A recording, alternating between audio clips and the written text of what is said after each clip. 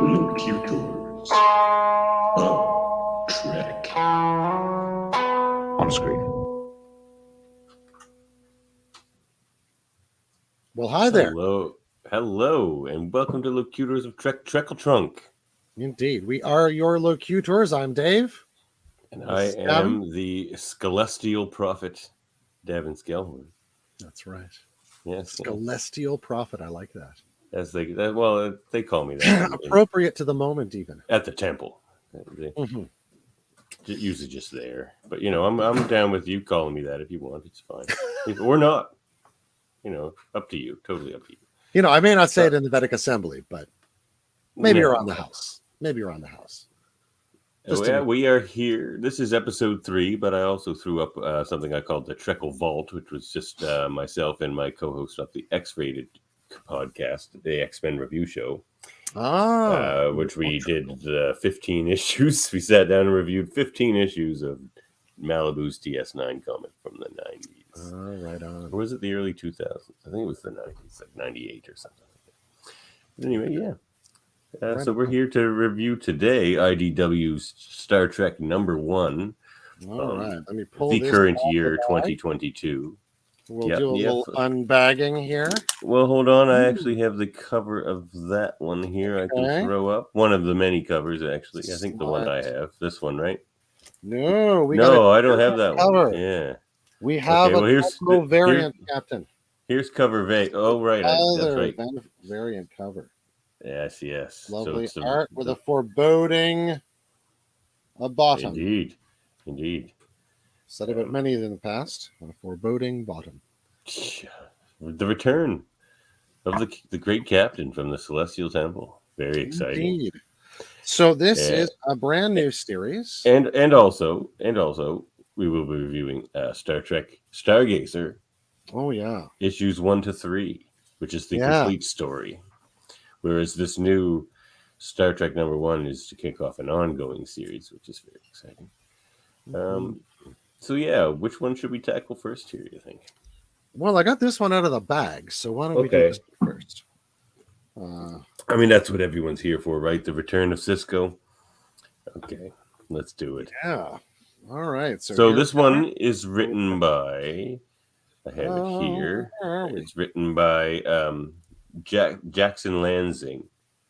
And Colin Kelly. Yeah. And art by Ramon Rosanas. Now, I was excited to hear that Jackson Lansing and Colin Kelly were writing this ongoing series featuring my favorite character in all of literature, Benjamin Sisko, because they were the writers who wrote the comic we recently reviewed on the Trekle Trunk that we both loved very much, which was Star Trek Klingons.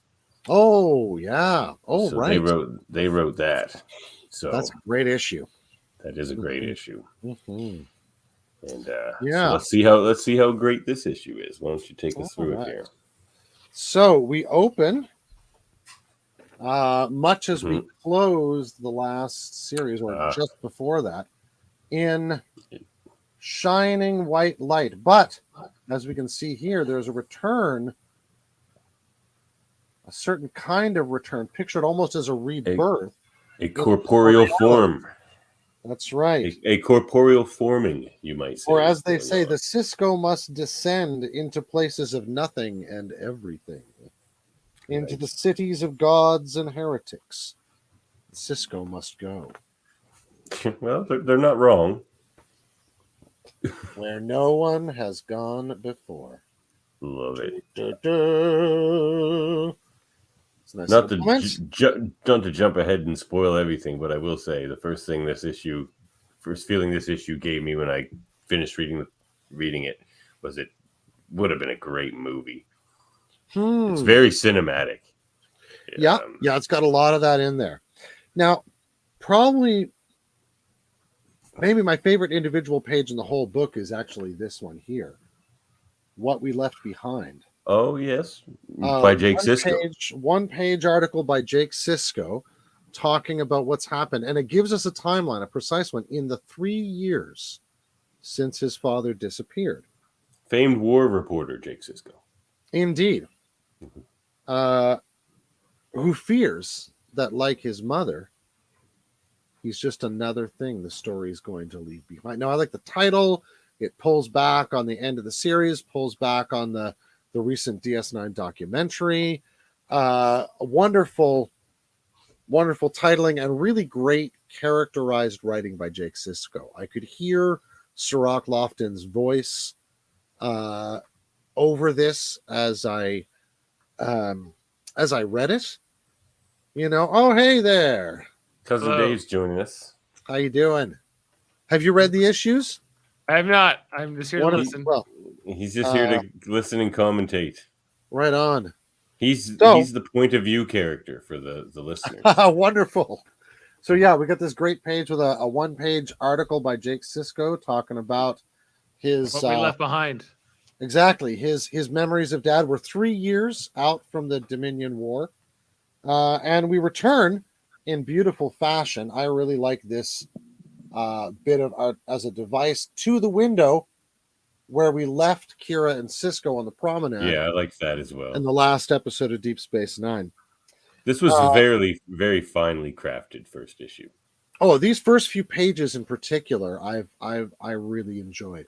Now, the thing is, I liked particularly in that panel where we see it pulling back in onto them. It almost looks like that could be the moment we pulled out from the window. I liked the sense of the loop time and the moment into which we're stepping that it suggests kind of by implication. Yeah, I thought this stuff was very, very finely done.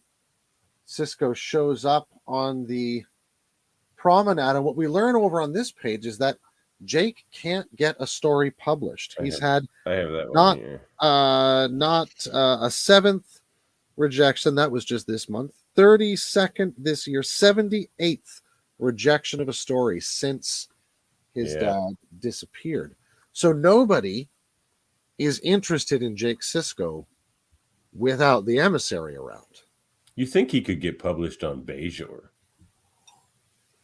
He's still the son of the emissary. Maybe. Maybe doesn't have not writing the content that appeals to the Bajor. There goes my cat there. Right. Tell him he's a good cat and a pretty cat. It seems like you've got a thought there, Dave.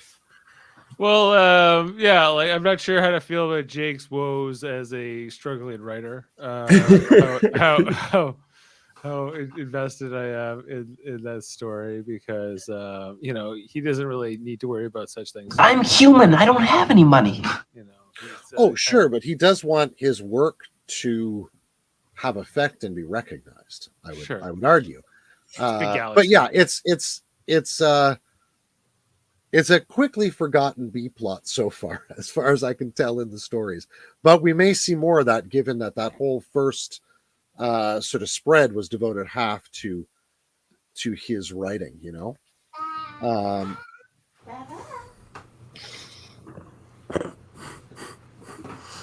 Tiny aliens wandering around in the background. It sounds there are tiny aliens wandering around in my background here. And so, in a moment of what can only be truly Siskoian, weird father-son dynamics, he says to Jake, after all that time, eons with them, I'm all alone again. He says, looking at his son. That's they're really they're playing the duality of this moment, and particularly about where they left off, his falling into the sort of trance of the prophets repeatedly. Really well. That dynamics continued very nicely here, I think. Yeah. Sam asked an interesting question. Have I shown my daughter Star Trek yet? I have. We've watched Star Trek Prodigy together. And she's around when I watch DS9, so I know she's seen it. She knows this. She knows the intro. If I play the DS9 intro, she loves that. Does she like Prodigy? Yeah, I think she did. It's flashy and distracting. It's good. Good taste. But yeah. She might watch Star Wars. What happens if she likes Star Wars more? Then you're like, I'll cross that bridge when I come to it. Just gonna have to fall back on the old IDIC for that one, man. I in guess so. University. I guess so. It gets me through a lot, that old idea. I Yeah. see. So we get a lovely panel page here to follow up. I'm trying to get this angled right, and I'm doing it in mirrored. Yeah, no, you're doing good. Ineptitude. Oh, I loved that where he's just like, I don't really understand time anymore. I Yeah. think they did tests on me for hours, but was it hours? Was it minutes? I'm not sure. Yeah, and then he's in a different moment. Then he's at the temple. Yeah. Then he's at Quark's. Then he's finally in his quarters. Just numb to it all, really. Yeah, and again, like this sense of coming back into life or into the waking moment is really great. They're sort of waking from a dream, but I don't know if you guys have ever done a whole lot of meditation in your lives, or if it's ever been a practice you've taken up. Not really. But certainly years ago, when I had a much more developed practice, I remember a point when I was in residence at university, I think, and I was really, really deep. I had some like great incense going. I was sitting up, so I was like slightly uncomfortable that way. There was music going, so like it was all overloaded, and I could kind of drift real deep.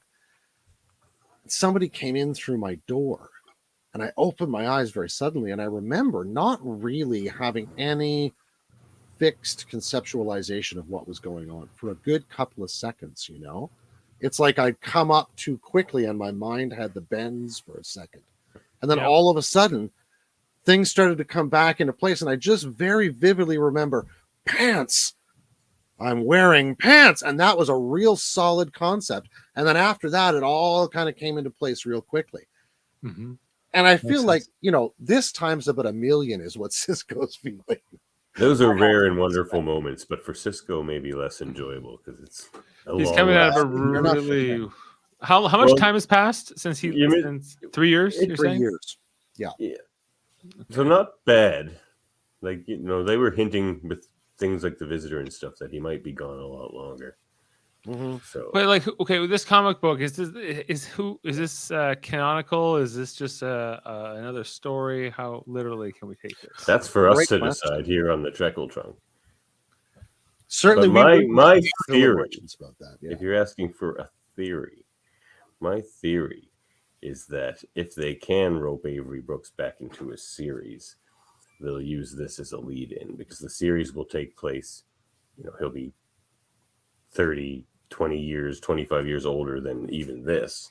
It'd be set somewhere in the Picard timeline. So, exactly. But this will be some like filler as far as his time. Like if they don't want to do the exiting from the Celestial Temple on the show and just kind of skip over that, I think they'll. Is this sanctioned by the Kurtzman regime? All the Trek is, for example, the second story we're reviewing tonight is absolutely canon. They've said it takes place in between season 2 and 3 of Picard. This comic book we're talking about right now? No, the other one we're doing tonight, Stargazer. The second one, okay. But this one, like I say, they don't. I don't think even if they knew, they would want to say until they know for sure they can get Avery Brooks back for a series. Yeah, there's no confirmation. I hear rumblings. Avery Brooks is coming back, but I never hear anything concrete. No, I mean it would be. It's more. It feels almost more like fantasy football casting, as much as anything else. Not that I wouldn't love to see it happen. I think everyone would like to see it happen. I don't think he wants to see it happen. It seems to be the vibe. I'm not sure what. Yeah, I don't know what it would hold for him. I think maybe even more than Patrick Stewart, it would have to be something he could like sink his teeth into in a big way. He would have to love the story, and what I've heard is he won't come back without Sirach Lofton, but they're not necessarily interested in having him back. Really? That's I've heard, but these is rumors. You got to do a Jake Sisko story. You do it. That's how. You can't bring him back without Jake. It's just like in this story. The first thing he's going to do is go give Jake a hug. That's what I would do. But what about the other son, or the other child with Cassidy? That's coming up here. This covers everything. This issue. It's good stuff. We find him in his quarters, or some set of quarters that has now been assigned to him. Jake comes in. They're coming to sit down. They do discuss that he's let Cassidy know what's going on, and that she's off on a freight. She's coming as fast as her Warp 5 freighter will bring her. So the Warp her 5 and Sarah, everybody, or it's just not that fast a ship. Yeah, her and Sarah. Sarah Sisko. Yeah. Which, of course, I think is Daughter? They had a daughter and named it after his alien mother. Yeah. That's a difference from Star Trek Online or the other version. Really? So what's in there? Also, in like the 8th season that was pitched in the documentary "What We Left Behind," that's what it was called. It was also a son, Joseph Sisko, I think, named Okay. after his father. As we know, Star Trek Online is definitely not canon because they do too much. It's just too much. That's perhaps true, but it takes up too much of the air. It wasn't just Star Trek Online. It was So also in Star Trek Online, was it a son as well, or was it a different number or constitution of children? I believe it was also a son. Yeah, Okay. Cassidy Yates. Okay. Right, but like Cisco still hasn't come back 30 years later in that storyline. In Online, okay. Right on. Yeah. So this is a very different treatment of the whole One thing. point he comes out in Star Trek Online is in the wormhole and he goes, "Hello, Kira. Hello, Kai Opaka," who at this point comes back from the NS planet. Definitely not canon. It's voiced Although by she's not Nana, going to die. and so- the one who voiced the one who played Kai Opaka. She was back for it too. Oh, nice. And it had Jonathan Banks from Breaking Bad. It was great, guys. It was Oh, man. Yeah. Jonathan Banks. I just want Yeah. to see him take Mike Ehrmantraut to the stars. Exactly. Breaking Yeah, Bad amazing. and Better Call Saul Zone. Yeah, can you just imagine that? Like arguing with Quark? No. Agreed upon fee or no deal. It'd be wonderful. Wonderful. Anyway, so first thing Sisko does, however, is say, I can't wait for them. I have to leave. And Sirach Lofton or Jake is left staring at a baseball. He's on a mission. The prophets have sent him on a mission. That's right. He says he can meet his daughter afterwards. One of the nice things I like about this episode is that, in a panel like this, you can kind of hear the string hit that would fade to black. Like they literally know where the ads would fall in one of these classic episodes, which I really love as like the interstitial space between the pages, right? That's kind of what I meant about the finely crafted issue. This one feels like an episode or a movie. Yeah. What's Picard doing there?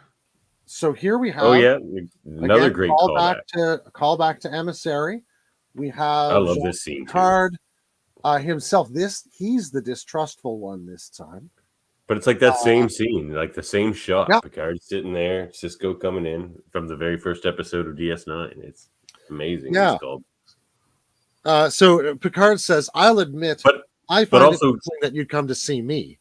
Speaking on like the repetitiveness of time and stuff too, from the prophet's perspective and stuff, it's very, very smart. Absolutely. So Ben needs a ship. That's his real point here. And a crew. He needs a ship and a crew, and he thinks minimal Picard, crew. He said. Give him one, and Picard says, "I can't just give you a ship. What are you talking about, crazy person?" Sister's like, "Come on." He's like, "I am but a mere flagship captain." But in this lovely panel up here on this page here, what's Data doing there? Data's there too. He's just still a second. First officer under Picard. Sisko does point out that the whole reason for their mistrust is that he was taken by a mysterious alien race no one understands and had my body and mind forever changed. They stand on either side of the room for a moment, and then he says, "That's why you, of all people." Because Picard's like, "I thought, you don't really like me. Why are you asking me?" Yeah. Picard's immediate response is, "I know a quartermaster in Starfleet research. He's got just the ship. But I have one condition. You're going to have to take a first officer who is hoping you're not allergic to cats." Yep. This must First be officer. spot number 6 at this point, I would suspect. Probably. Poor spot. Right, They're all in stasis somewhere. They're just in that quantum archive back at Starfleet. Right. Data's working on feline immortality on the side. Yeah. That or he just likes them as like homages to Schrodinger's cat. Is the cat dead or alive? Dead or alive? Yeah, Not till I exactly. take it out of the box. That was Now the is senior this thesis. one dead or alive? Now what about this one? Spot 6 is eating feline supplement. But I really So- love that scene because, unlike they sort of make it up at the end of the first episode of DS9, but this really gave them really a connection, like they've done with Picard and Seven, by having the Borg connection. These two have a sort of a connection now, and something to relate upon as well. You know what that means? We need Belana Tours of Worf series. Klingon connection. Oh man. Yeah, I'm down. wait. I love that idea, actually. Yeah, just wait. A lot of things in this issue. Oh my god. Also written by Dave, since you joined us a little late there, the same pair who wrote that great Klingons issue that we reviewed recently. So we're about, they're I'm cool going to officially give you a spoiler. We're about 2 pages from where I begin to have some differences with this issue. Okay, fair. That's just my take. I think it's well drawn, well written, and as you say, well crafted. But I do end up having some issues I'll take. It'll be fun So to here's the discuss. lovely, an approach to a starship. Great moment for characters to get to know each other during a shuttle flight. I like that shuttle design also. Looks pretty sleek. I would say. What about these uniforms? Let's talk about these uniforms. Oh yeah. Let's take yeah, a close the look at those uniforms. uniforms here. Let's bring them up on screen. What do you think there? A little extra black there, Dave, you know? They're a little cute. They're a little too fancy with this this pattern here with this collar that The stripedy stripe there. the diagonal stripe that comes across and then around. I don't know. Like this It's a is bit auspicious. with the color patch shoulder on one side. Yeah, Where are the epaulets? You know the thing I don't like is look at the freaking pips. The pips. I'm not a fan of these pips. No, They're like no. bars. These are Yeah. bars. prefer This is pips not. over This is bars. not practical. This is not These practical. these will singularly raise the price of gold as a resource in the Well, it's galaxy. useless right now, so you know. From useless to I think they suit this illustration style more than they would be a good uniform style. Yeah. Now, you however, heard it here that panel from the being master. said, wait for this fella. Look at that The ship. Enterprise. Gorgeous. No, this is Oh. the ship they're gonna get from This the is the quartermaster. USS Theseus, The Theseus. the one who goes searching after monsters, right? Indeed, What indeed. class? Very nice reference. This is. Oh well, it's now, just a moment. I think we've got the that. quartermaster will describe that, I believe. NX1987. I wonder if that's Might be a prototype actually. NX19. No, it's refit. It's an old Yeah, piece that's been refit. But what year did no, the original Star Trek movie didn't come out in 87. No, but of course TNG No. aired 81. first aired in 87. Yep. Okay. So NX 1987 is the registry. Discovery class experimental Oh, right. cruiser, new complement Discovery. 150 service record. I'm going to read this out because this is just awesome. Hmm. It was commissioned at Utopia Planitia shipyards in 2268. Very old.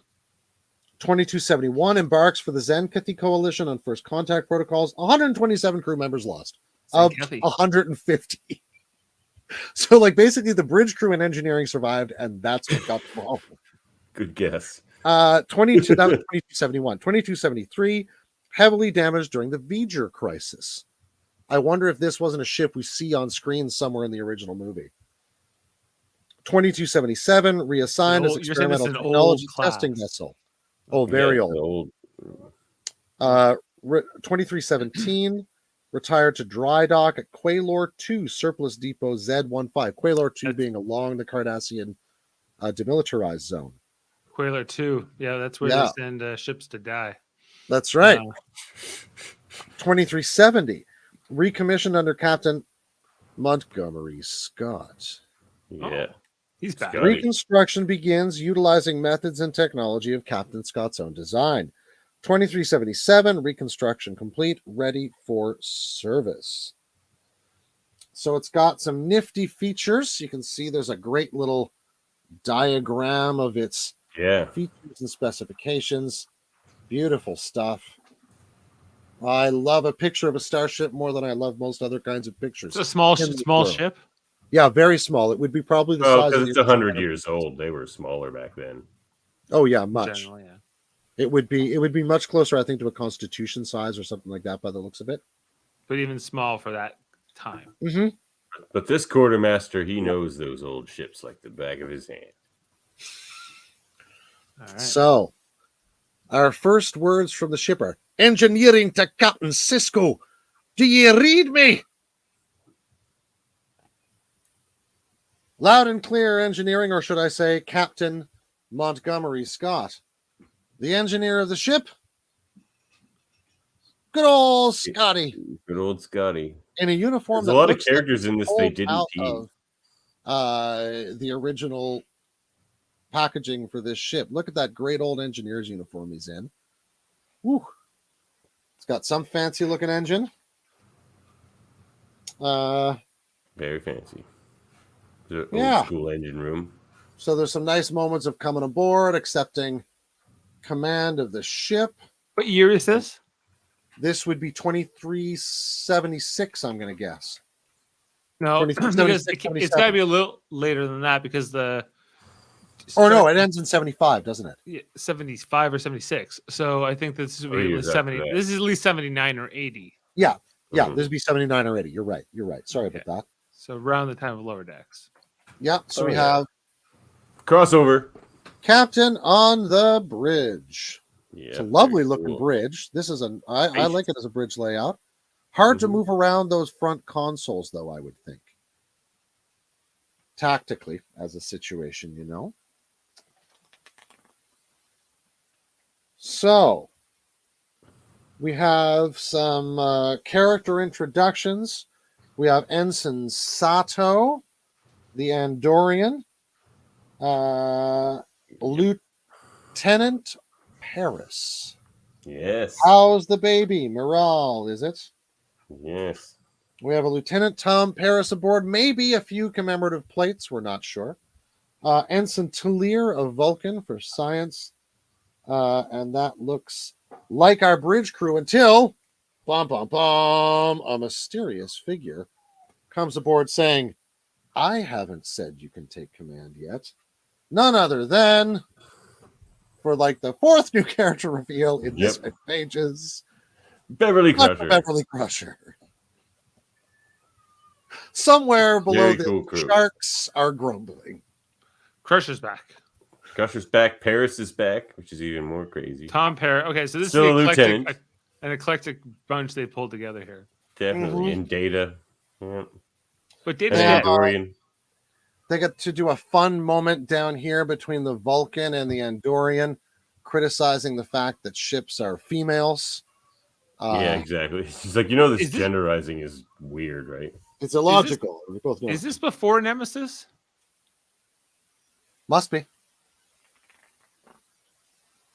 Yeah, I guess so. Right. Must be.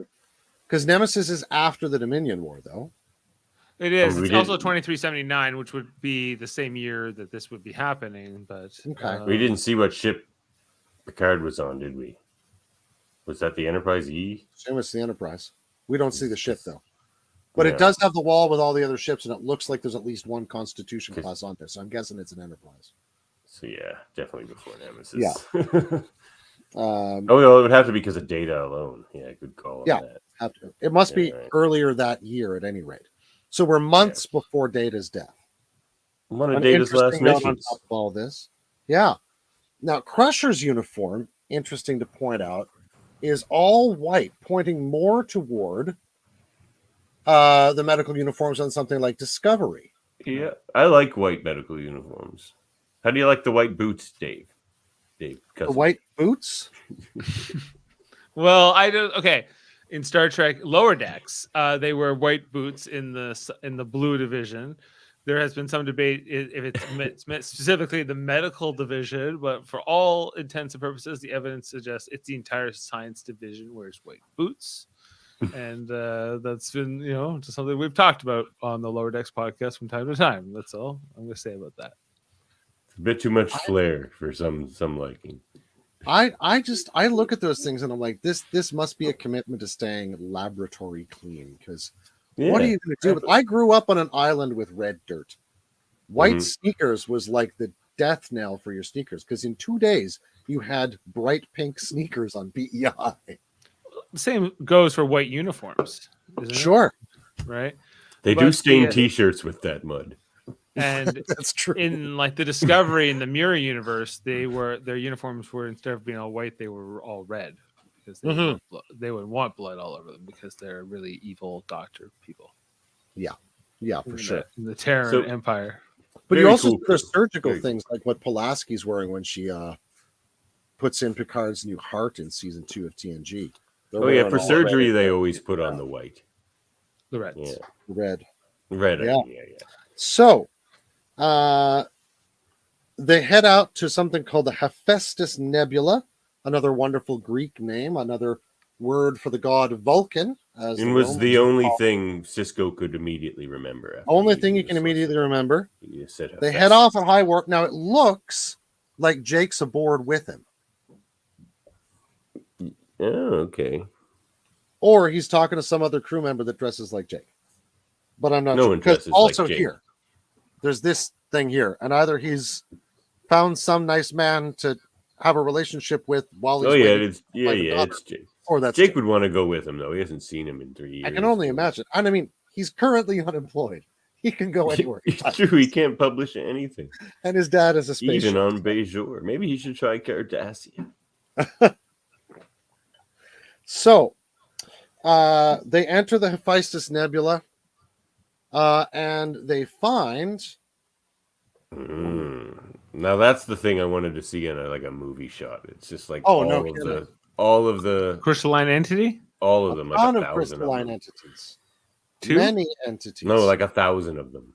Yeah, there's 1,000 of them. Yeah, it's all of them. They think. That's too many. They all come to this one place. Crusher estimates there are hundreds. No, hundreds. Hundreds are manageable if you got a data, right? Like, well, a data does say, perhaps, Doctor. Nevertheless, it should be noted, I am experiencing fear. Deactivating emotion chip.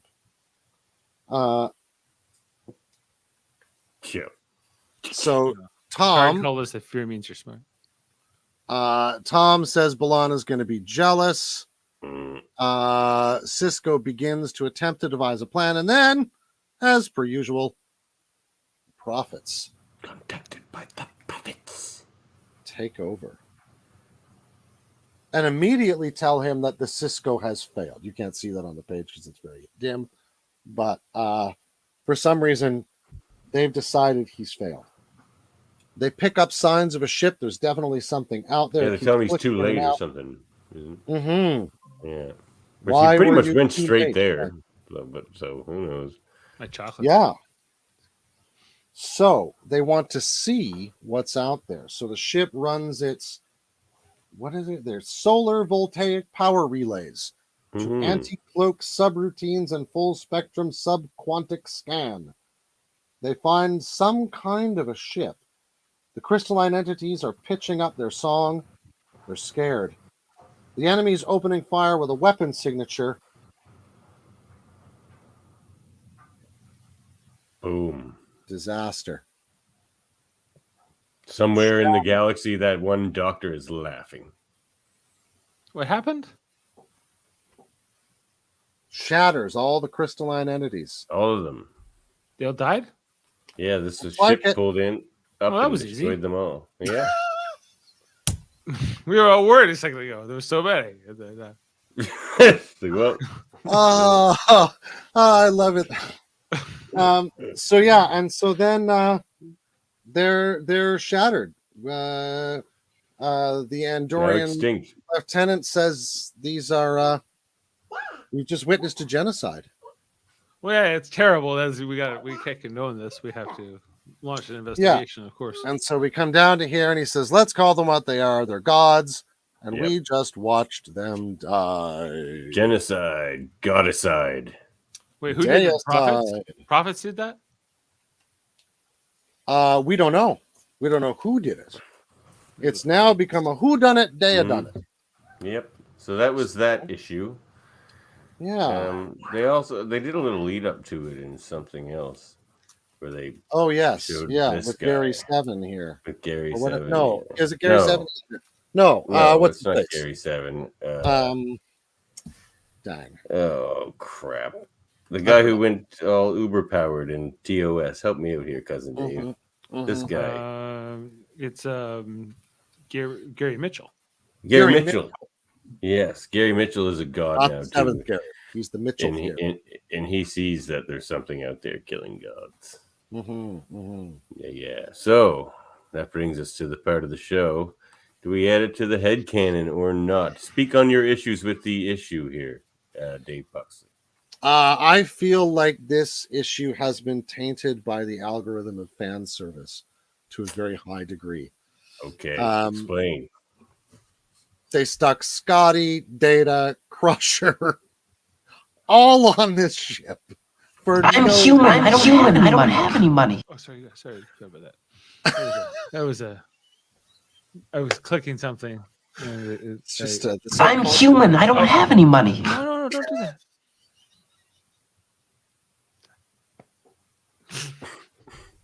your subroutines are broken, sir. Broken.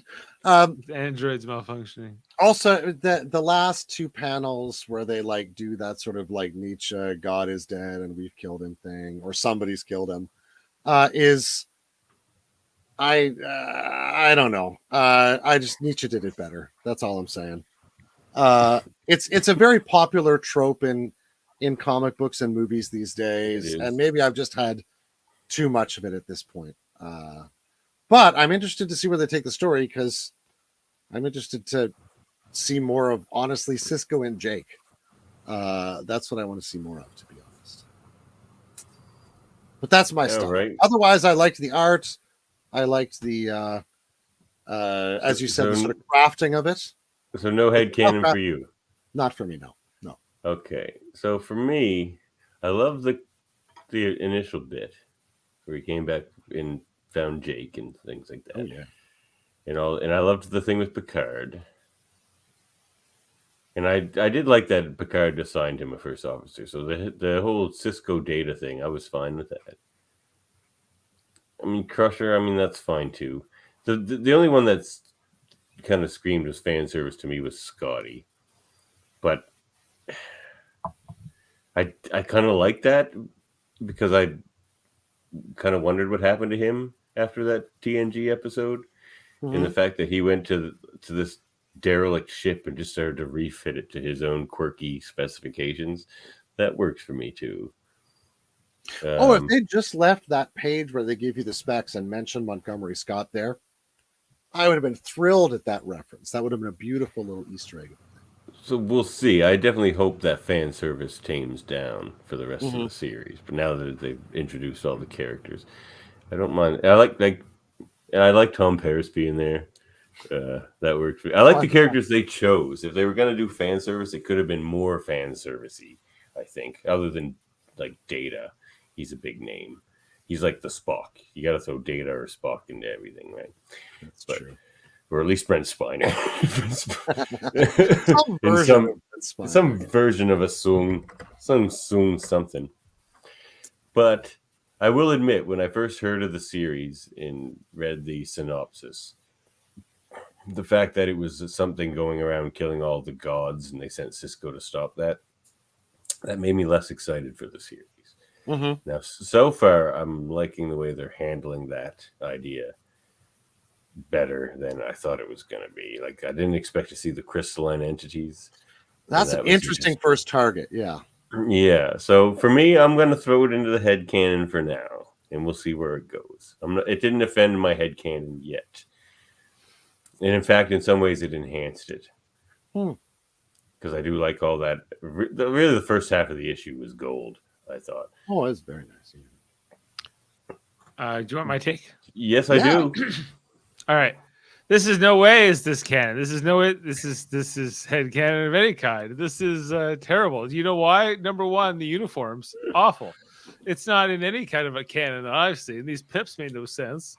Like, you can't take it seriously. I'm gonna laugh when those uniforms show up on screen. You're like, what you got Tom Paris there. You're not even really say what year this is very well because what's going on with the Enterprise was Data. What's going on? But here's the thing: Paris is available. Like he's not assigned to any ship. Probably he's available for a thing. You get a Sisko Picard situation here. Throw Worf into the mix. Of course, you need Worf or O'Brien because they're the common link between these two captains, right? So I'm pretty sure Worf's in the next issue, but I don't. I think that we maybe saw a spoiler image of that, but I could be wrong. Oh, could we? What's going on? I'm interested to see where this is establishing and it's going. Like, what's going? You said Data's the first officer. Yeah. Where's Picard said Riker is on the Titan as he's captain. So this is post Nemesis. You're saying? No. Oh, no, right. Okay, so he's kept Riker as his first officer. There it is. Is this a B4 Data? No. I think this is straight up Data. This is Captain of the Sutherland Data. Pre-destruction. Yeah. So we're in a very small window of time. You're absolutely right. This is no way this headcanon. This is all silliness. It's conjecture. You guys have closed heads. I don't think the writers of Deep Space Nine would see how close. You can see it. It's open. I don't think that this is the story they would tell if they had the opportunity to tell it. This is what these guys did. It's curious, but I can't forgive this uniform design. It's terrible. I'll tell you this though. I like this better than what the actual writers of the show did. Because if you watch the documentary, What We Left Behind, they pontificate on what the 8th season would be and put together the first episode. Yeah. And they just have him show up as like glowing light warlock from Marvel Comics guy, and he's just like, I have returned. It's like one of those sort of entrances. Lame. Yeah.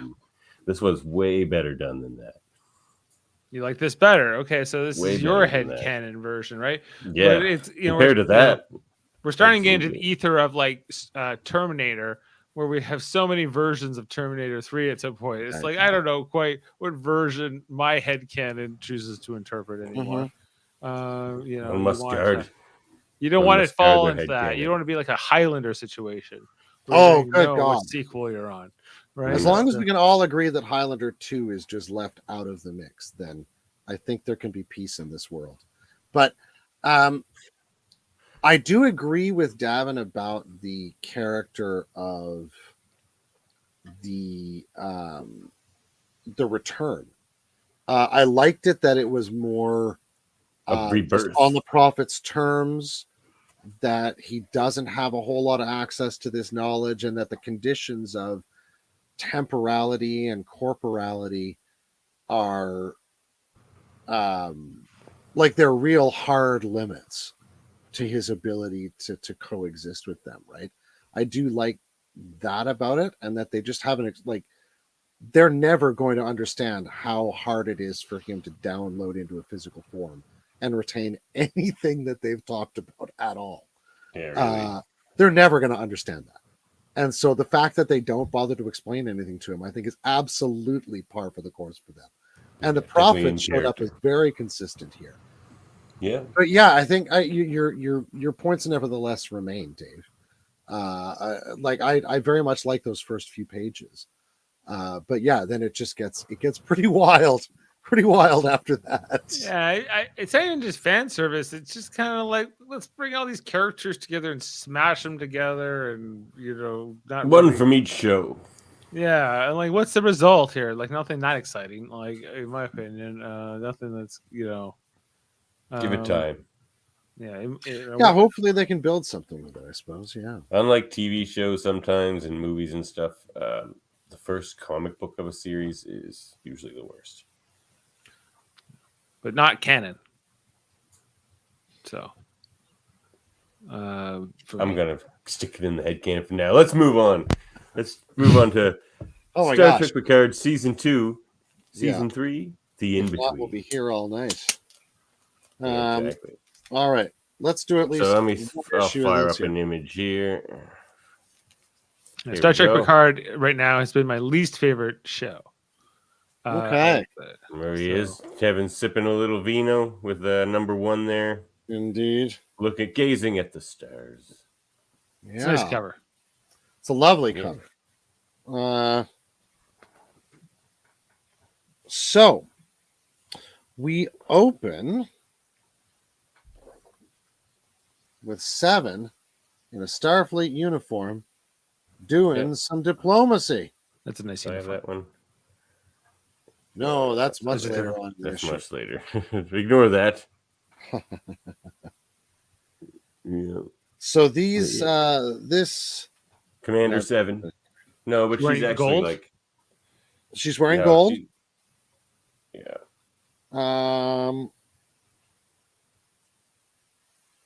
Yeah, these are peoples who have had long conflict, and all of a sudden they start competing about the level of their gratitude, Yeah, they start cussing to each her. other out. and very quickly descend back into violence. And all very soon, Seven is holding her head because it's saying failure, Yeah. It's the new Kobayashi Maru. which Picard has been part of redesigning. Now it's like He diplomacy wants based. to, This is he after wants to season make 2 of some Picard. changes. Yeah. Yeah. He's wanting to make some changes to the Kobayashi Maru, make it a little bit more tailored to people's experience and background and what would challenge them, as opposed to just the straight Kobayashi Maru test. It's a wonderful little line here. Computer, T for 2, please. Type of tea. You know who I am. You know who I am. Earl Grey. Hot. It's a lovely, lovely little moment between him and the computer. And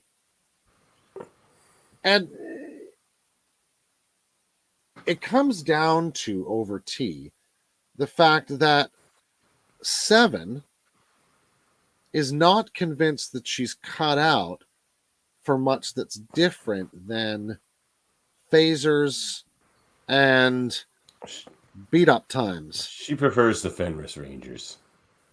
She's not even sure she's cut out for something different than that, I think.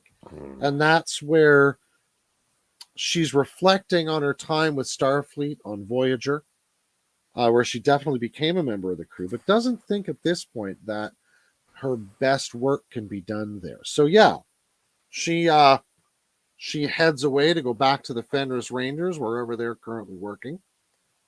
Love to learn more about that organization, like where it come from, how it started. That'd be interesting. How do they compare with the Niberite Alliance? Right? It seems like just like a bunch of rogues who are kind of, I don't know, have a rough. They share bank accounts and stuff, but Yeah, and they like to beat up bad guys. It seems like, right? yeah, they're like Lone Rangers types. Yeah. Yeah, exactly. So here we are at Shadow Picard a month later. Picard and Laris are still. Oh, they're on again, off again at this point. It looks like messages from Starfleet. He's had lots of them, and he's ignoring them because he doesn't want to talk to Starfleet right now. Who's They that? swore at him. Picard. Every night he sits outside and watches the stars. Laris says He doesn't want to talk to Starfleet because he's mad at them. Yeah. Yeah. Don't tell me you're content with your feet on solid ground. He says, I don't want to be an old relic wheeled around to bless starships and bore cadets with tired stories. That's what he fears he's going to be. Yeah. She That's says, what don't they tell me you're showed him, content guys, with your in feet the on second solid season. ground. I'm not saying do it for Starfleet. Do it for you. Mm-hmm. And in the side of our image here is a beautiful picture of the Stargazer. So that's where we open up. A new Four nacelles is where it's at. I love this class of ships. Me too. Even this new redesigned class of ships. It's clearly Yeah, an really update, nice. but they've But it's like state of the art. They talk about how like awesome it is. oh yeah. So Captain Makara, which could be based on the Greek word Makarios, Makara, which would mean happy or blessed, like Felix in Latin. And they're headed back to a place called Genjor 6. Mm-hmm. This is somewhere that Picard visited when he had hair. heir before he joined the Oh. ranks of the truly Just the fashionable. distinguished. This is That's the right. 2350s then. Yeah, we jump back to 2354, Okay. just about a year before Maxia, I'm guessing, or somewhere Yep. in there. Runs up against one of those Romulans. They're into the new uniform at this point, but he still has hair. That's right. Or- So Alright. he must have gone bald somewhere between there and Maxia, it looks like. Is this Jack Crusher still alive yet? We don't know. Well, he didn't die at Maxia. He died somewhere Oh God. How old is Yeah. Wesley when he died? Like one. Like not even. He was a baby. And pretty young. He has no memories of him. He's 13 or 14 when he first comes aboard the Enterprise. 23. Yeah, he was like 4 years old or something like that. He was pretty small. Yeah. So Jack Crusher may be dead by this point, but it would be very recent if he is. So they've come to this world, Genjar 6, which is just about to develop warp drive. It's got these beautiful kind of towering cityscapes in a very green landscape. Absolutely gorgeous planet. Picard says he's very tempted to beam down and say hello. Oh, just leave me there for a vacation for a month, he says. I think I've earned some shore leave. They're joking around on the bridge because, of course, his first officer is telling him you can't do that. The rule would be broken. Mm-hmm. When a guy named Commander Xenius shows up. Yes. Who Picard met before at this very planet. In what at that point is the very pride of the Romulan fleet. The Dideridex class. Although Indeed. this I find somewhat problematic as well. Because the fancy new Dideridex? The Dideridex should be unknown to them before season 1, episode 26. Is that the first time they see them and they're all like, oh, wow. Well, That's when they say we're back. Well, yeah. Or maybe they just mean politically back then. You never know. Yeah, I don't know. It depends how close they're going to see them in this comic book. Yeah, like officially. Like there could have been skirmishes or like meetups. Now, it's true that Picard does say that the records of this mission were immediately classified. Mm-hmm. And that may be why they put that line in this comic. Mm-hmm. So that we're not breaking that later continuity because, of course, he's going to be a little loophole for them later on. So yeah. And, we know that lots of people, including Will Riker, carry hefty secrets. So I suppose it's not that crazy a thing. So this one written by Kirsten Beyer and Mike Johnson, art by Angel Hernandez. Oh, good old Kirsten Beyer. Yes, would you like to speak on Kirsten Beyer there, cousin? Well, I think some of her writings have been, some are good and some are not. She writes for Discovery. She co-created Picard the series. Yeah, I think she's some of her kind of at the reins at some of the lesser good Trek series, I guess you could say. Interesting. And she wrote this. And Mike Johnson writes all the JJ comics. Mm-hmm. So it's got more legitimacy from a canonical point of view because this writer is writing some of the shows right now. But I think that this writer is maybe my least favorite writer of the current group, next to Kurtzman himself, maybe. Well, that's fair enough. Fair point. So we'll see how they do on this story then. So far, the tale brings us above Genjar 6, where there's a pre-warp civilization, but the planet contains significant psyllium deposits, which is a rare isotope with particularly interesting properties. The Romulan knows the Federation won't interfere with this world. Oh, hello, pretty kitty. You are a cat. A cat. I am a good cat. A pretty cat. So Picard and Xenius go back and forth. Yeah. Hold on a second. Tell him he is a pretty cat and a good cat. Yeah. They're like, let's both leave. Well, they both try and ratchet up and down the importance of this thing. Let's not fight over a spec. Let's not go to war over these things. And then Picard offers up, Lieutenant Chen, transmit the coordinates for the psyllium deposits we found in the asteroid belts near Balancon. Trades him some different deposits. Indeed, which he was in fact lying about. Actually, Do we know that? that Does is it say assuming you that? weren't actually going to fire on them. He says, I don't know one way or the other. Oh no, sorry, I had read that wrong the first time around. He was lying about the fact that he would fire on them if they pushed him to. Oh, She said, you're not meaning that. He's like, I don't know one way or the other, honestly. I was gonna say pretty that's amped up so about not Picard to lie, like completely lie about like these deposits. That's like Yeah, his it's true. credibility there. That was So it sounds like he did send them to give them coordinates for some asteroids for the psyllium, but we now return to the present, that situation having been diffused. Picard figured, okay, great, a little diplomacy, we're good. But What rank is this Andorian? Is she an ensign? She's the captain. Andorian is the captain. Okay. Captain Marak. Or Maraka, sorry. And her commander, Moshe, informs them, informs them that they're not picking up any life signs. Picard is confused since the planet's population numbered in the millions, tens of millions. The surface is lifeless. So they beam down to a really, has all the looks. You can just see the styrofoam rocks. Oh yeah, it has all That's the a Star look of Trek a set, all right. classic sound set stage. This is great stuff, right? Could be the wind A sound effect. pale pair of moons hang in the sky. It's really classic stuff. Where's Armis? You expect Armis to like jump out of Right, there? exactly. So they're picking up strange readings, energy around. They don't know what's happened here. And they wonder if perhaps there is life here after all, when all of a sudden, kabam, they are attacked out of nowhere by creatures. Marauders. Run and flee.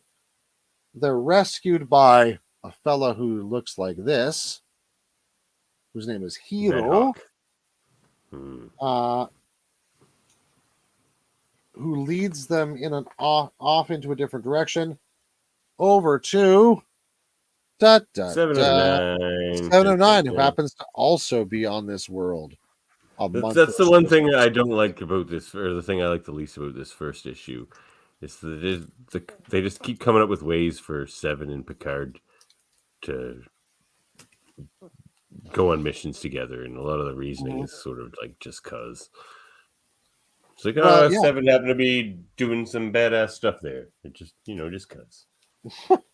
Yeah. Oh, there she is. She popped up again. Oh, look, she shot some stuff and her ship blew up. You better be aboard. So first issue thoughts before we quickly move on to the second one. Yeah, I got to walk a dog in a few minutes here. We're going to have to wrap up. Yeah. I liked it. I liked the jump back to the Stargazer and that little story there. It's kind of tantalizing in this first issue. I found they didn't the treatment felt of the story felt surface level in this issue, and honestly, that pays off later. It was interesting. It had me asking questions the way they presented the story in the first place. What do you think, Dave? I was okay with it. Like it's more, looking back on Picard's history and sort of, I think some of that can be interesting, but I'm still kind of trying to figure out where the story is going a little bit and what the ultimate point's going to be. But they have to tell me yet. It's okay. So I'm just hoping there's going to be a payoff.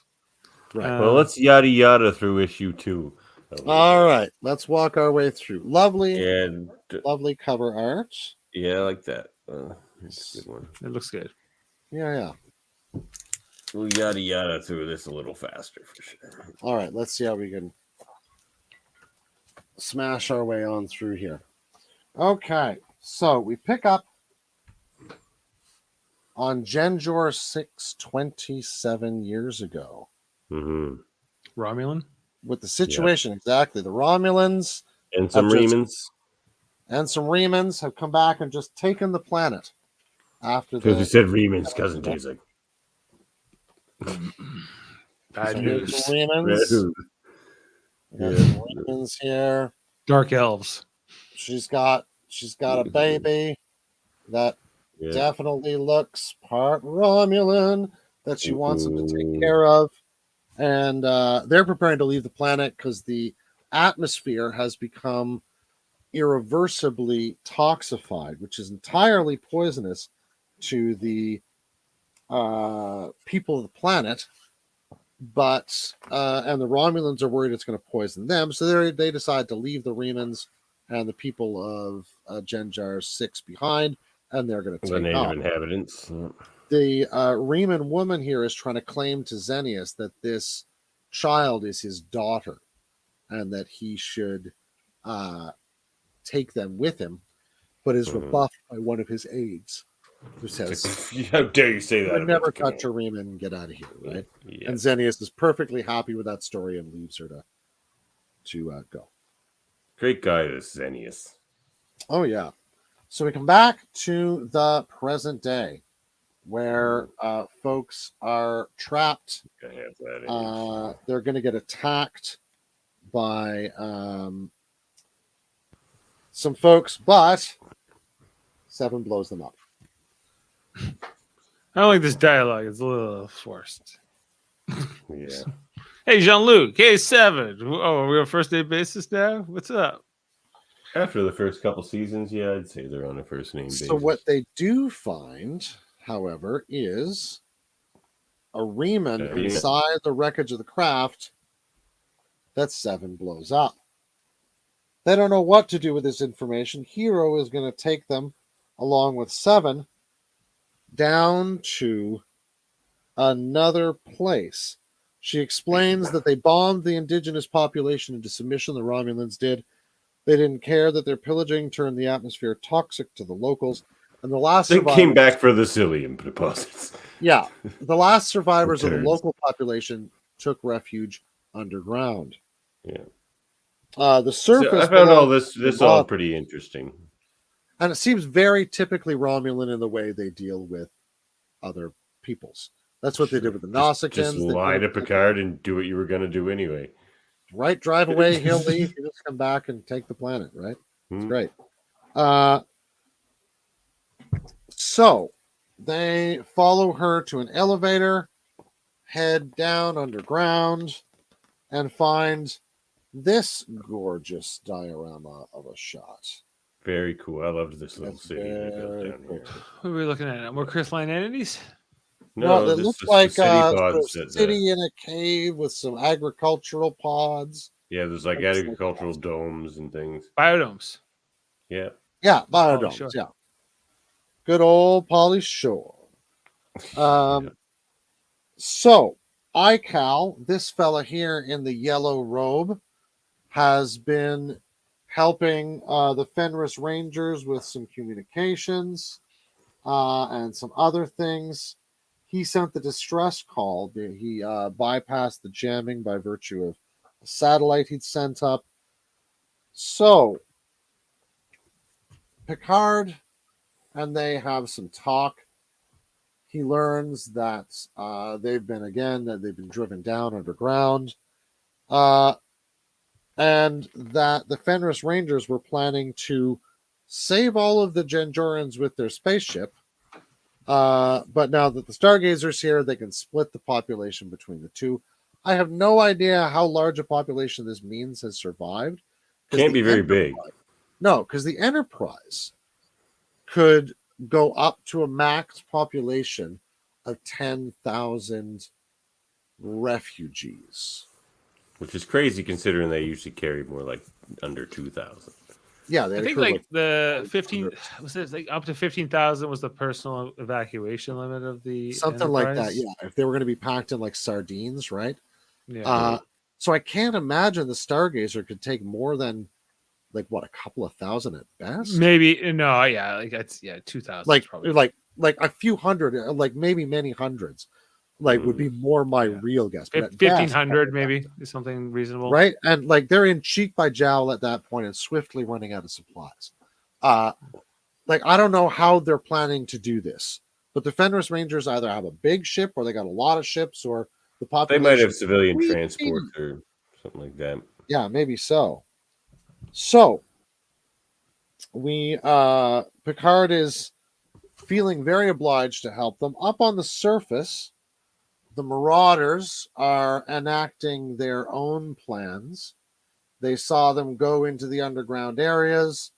They're going to enact something that is intended to draw out the off-worlders. Yeah. Okay. There's some more talk about what they might be able to do. The victims, after all, are the Remans as much as the Genjorans. Yeah, the Genjorans call the people on the surface the Marauders or whatever, but they're all Remans. Yeah. And so these guys head back up to the surface to try and draw them away from the encampment down below. But what they find is a generally empty Marauder camp up above. While down below, I see Dave has already realized what's going to happen here. Vampires? The Marauders No, have come that's down. the Reman. That's the Reman. Reman Romulan daughter. Yes, the Remans, including the Reman Reska, the daughter of a Romulan and a Reman, have come down below the surface, aided by Ekal. She looks You totally like a traitor. vampire. She does look Yeah, like a she vampire. sort of does look like a vampire. That's what happens when you cross a Romulan with a Reman. You're a vampire. So she's Yeah. happy It's to a find Dracula.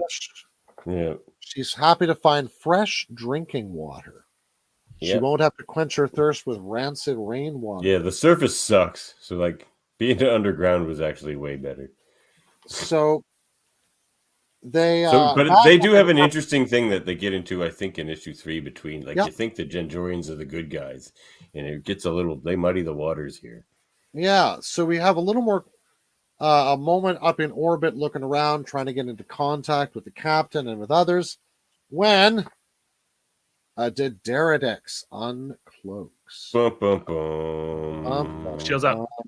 Shields up. End of issue 2. Indeed. Sam asks, do you think Sisko will get his own series if they can tempt back Avery Brooks? Sure.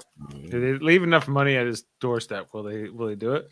If there was ever a story to pick up in the I don't know. history He's of a Star Trek, tenured it's what happens professor. to him. I doubt He there's is a any tenured need for professor. money for Avery Brooks. He's a tenured professor. And a successful musician.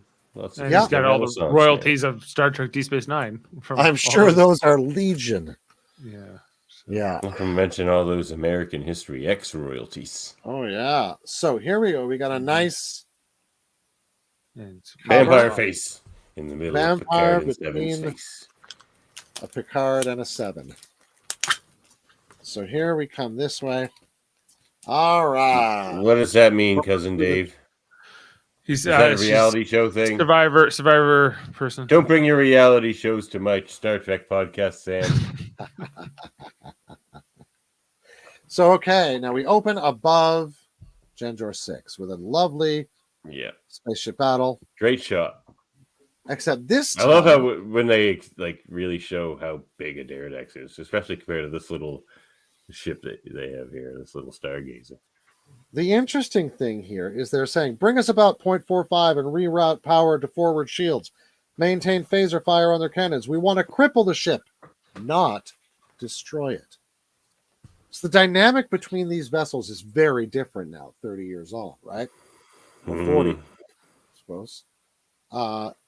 So we're It's back. funny though, even at the beginning of TNG, they're super impressed by a Daredex, and here, not that long later, really, they're laughing at them. Yeah, exactly, right? That's how quickly the technology upgrades. Yeah, so we get a picture of a nice alien up on a Fenris Ranger ship. Here, let me show you the Fenris Ranger ship. It's an interesting kind of a design. Yeah. Which way is up? I don't. I In think space, it doesn't matter. I think we're looking at the back of it, but I'm not sure. There still has to be an up though, in case like when you go into gravity, there's still has to be down. Yeah, one would assume. I don't know what would up be on that one. Maybe a bi-wing thing, but I don't know. So back down underground where they're trapped, Picard is trying to do some diplomacy. Looks like a Borg. Does it, Classic, doesn't it? classic Picard style diplomacy. It's what kind of compromise. Mm-hmm. So at this point, they learn that there's a Romulan ship in system. The guard from the camp has come down and tells Reska this. Picard likes to start off with my people were once like you. But we learned. Yes, we learned to be better than you. Stargazer. Now you can be like us. And we can all be better than the rest. Stargazer and Xenius, who turns out the guy in the He's Daenerys. back. He's freaking back. He is back on behalf of the Romulan Free State. The Romulan Free State. That was interesting, I thought. Like, what's kind of happened to the Romulans since post? Yeah, but that hasn't happened yet, right? Or has that happened now? Sure, it has. That happened in the beginning of Picard. And here, right. This is Picard. They detect a half Romulan life. Yeah. Half Romulan? They don't care about that half. Not important. They just detect a half Romulan life. So Reska is talking to Picard on the way up to the planet, talking about when she used to lie out and look at the stars and think of all the planets she'd never be able to visit because you're a stargazer. You are a stargazer. Picard Why this parley? Yeah. She's like, what is that stargazer? Are you insulting me? When Seven ambushes them and points a gun at Reska. Picard's like, I was doing my I was once like you speech.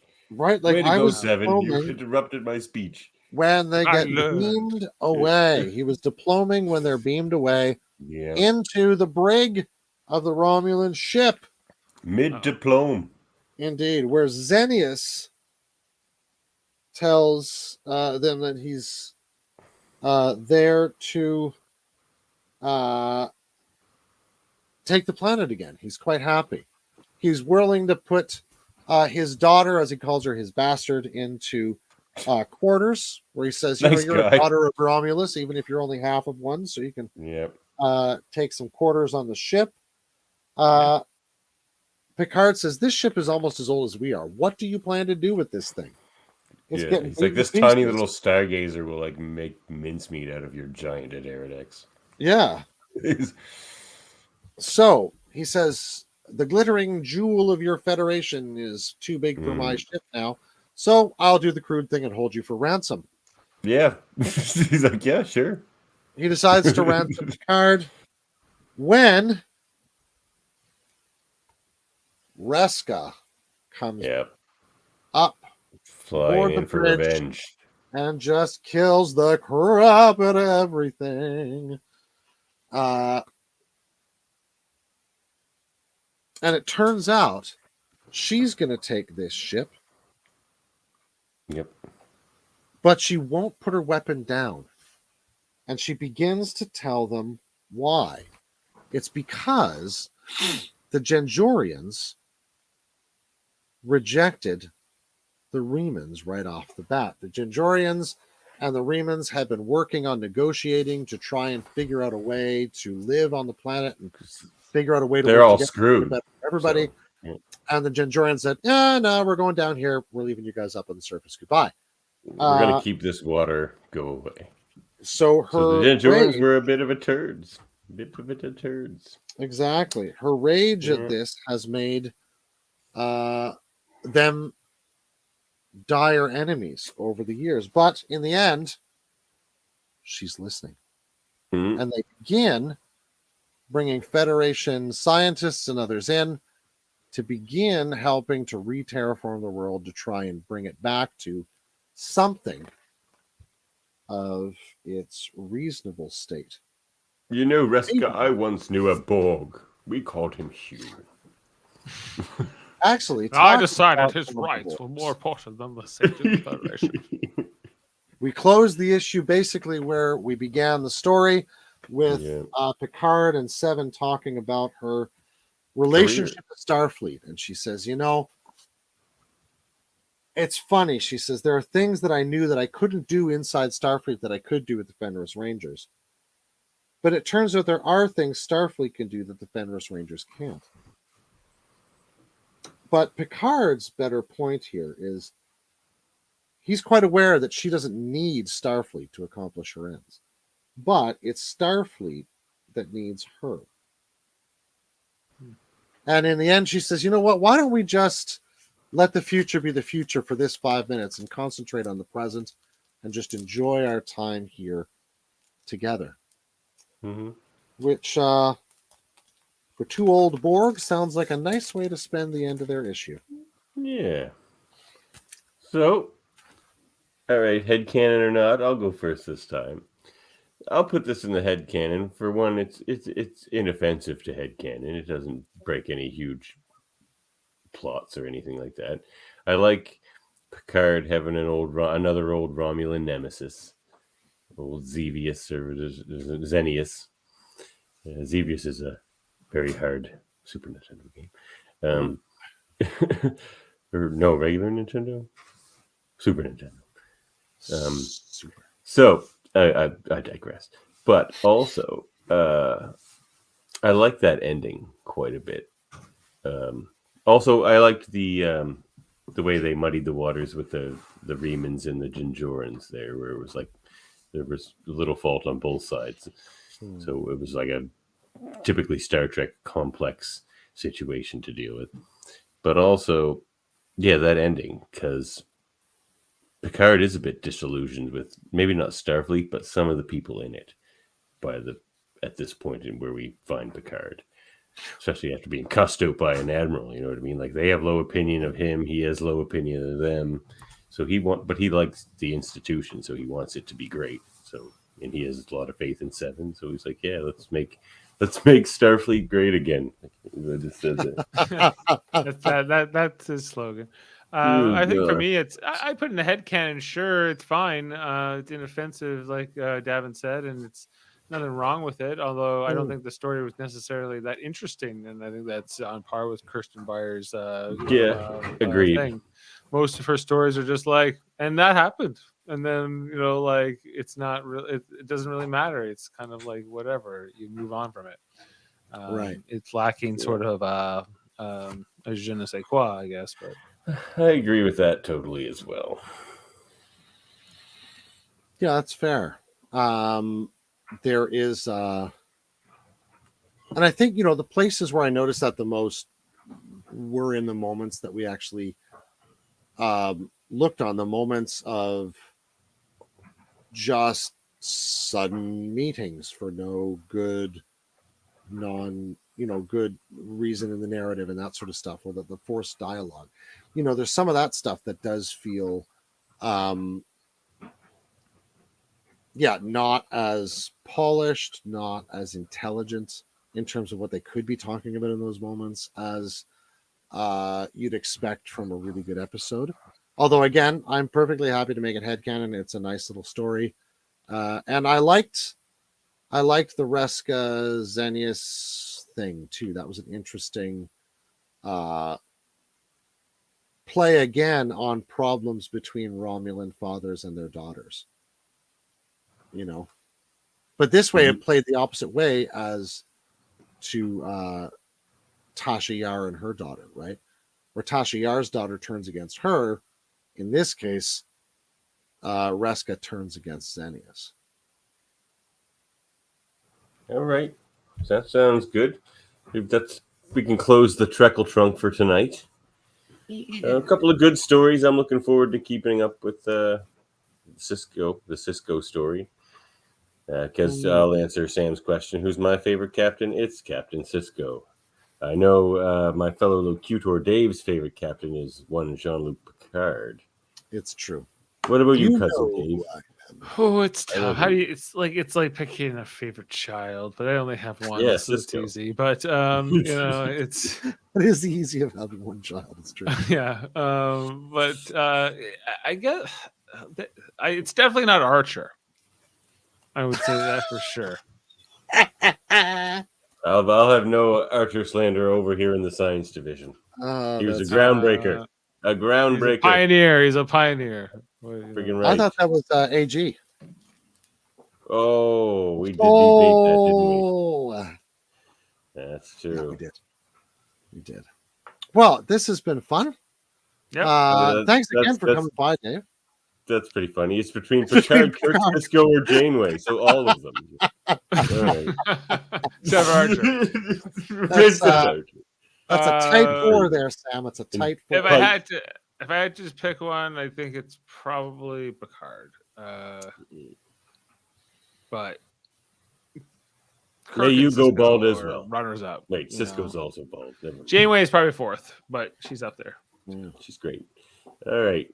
Well, Okay. let's get out of here, fellas. All right. Well, and transmission. Doing a Oh, wait. podcast. Oh, wait. Hold on. Let's not end transmission quite yet. What? You're making me repeal my end transmission? Yes, Belay repeal that it. order. Belay Belay that order. that Belay that order. Let's give a quick shout out Jeepers. to the Do we have a to red the- alert the- sound we can the- play? the That's posse. terrible. I didn't bring it. I should have. I usually have a few sound effects. Check out X Rated on Tuesdays. We're going to finish off the Dark Phoenix Saga with a doubleheader on Tuesday. Check out Graphic Histories podcast. Actually, that has a sweet video, but we're tight for time here tonight, so I'm not going to. I'll skip it. I'll play it for you next time. Check it out, though. New season coming up. Some guests being booked. Some of them are going to do X Rated, too. It's going to be fun. Check out Super Mater Brothers. There's a video for that, too. Also, skip Survivor, it for Big now. Brother. Tight for Don't time. talk to Davan Survivor, about it. Big Brother. Sam catches all that stuff. Trivial Debates. I'll be hosting that, the music edition number 2, sometime here. Coming up In in November. November, I believe. Yeah. Check out the stuff we do here in the science division, like Class L probes, things like that. Mhm. Here in this Cool whole stuff. live long and podcast crew of us. Look at us. We're gorgeous. We are. We're a crew. Yep.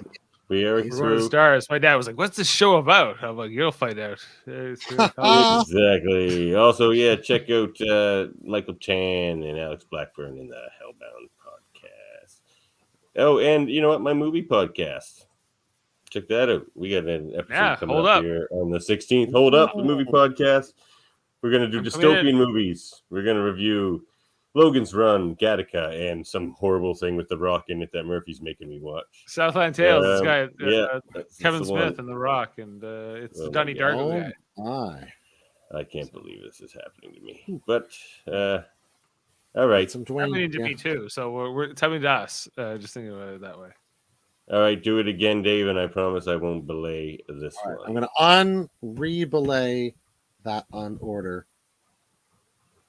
and transmission.